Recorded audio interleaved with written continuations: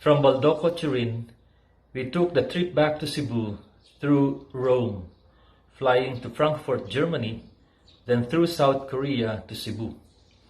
It was quite a long trip, but also an exciting one due to the palpable concerns across airports over the virus. We arrived at the Don Bosco Retreat House, Loaan, 2 in the morning of March 18 for our voluntary quarantine as a precaution against COVID-19.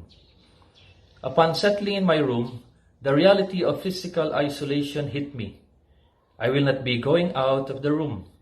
I will have no physical contact with anyone outside.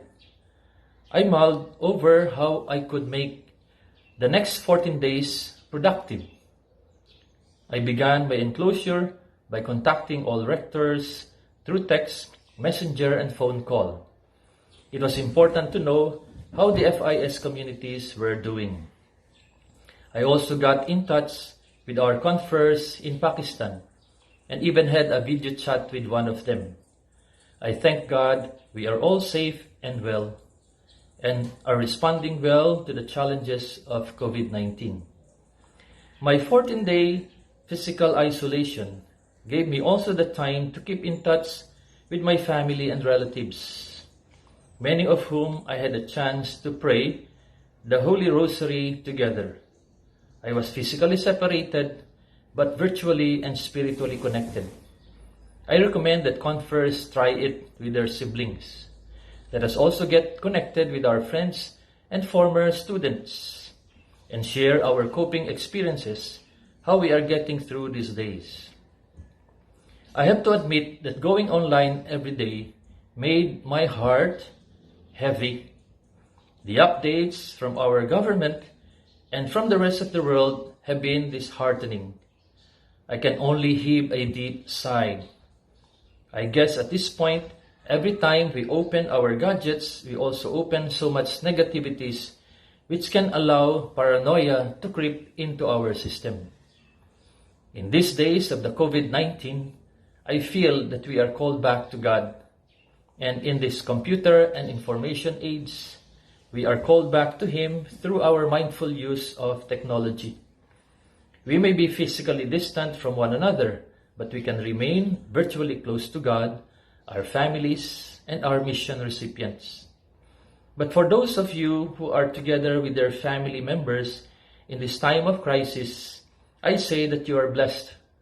Having said that, allow me to emphasize that you should not let technology and gadgets get in the way of the chance for you to bond and build better relationships. Put technology in its proper place and use it in the proper time. Now that families are together due to the enhanced community quarantine, it is a great chance to be creative, doing mental, physical, and spiritual activities together. I also say this for our religious communities. Conferees should take this time to be together, with gadgets down, praying together, exchanging pleasantries, and listening to each other's stories and wisdom. We notice that most of the time when people are looking down, they are holding onto their gadgets, checking Facebook, watching videos, posting messages. People do this even while walking. Many times, even when people are close to each other, their attention is far from each other. We have become so used to looking down that we forget to look around and notice others. We also need to look up to the Lord, more so in these days of COVID-19. And that means putting down our gadgets. At this time, when government and church have suspended public gatherings and celebrations, technology allows to bridge the gap. Sacraments are celebrated and live streamed.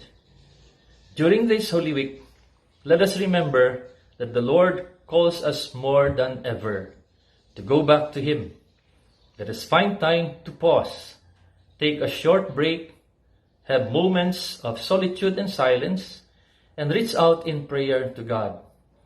Let us take time to breathe out our worries, our stress, our tensions, fears, pains, and anxieties. even those among us who are busy helping others. Find time to pause and stop from your busy routines. I invite all of us to ask Mary to provide from heaven the cure for COVID-19. I personally started offering this intention in Valdoco, Turin, in front of Mary Help of Christians, St. John Bosco, St. Dominic Savio, and St. Mary Mazzarello. I continue to do so these days that I am back here in Cebu. Let us reclaim and rediscover that personal closeness and communication with one another and with God. Let us reorder our lives and put God back on top as our priority. He is the source of our hope and the source of all genuine healing.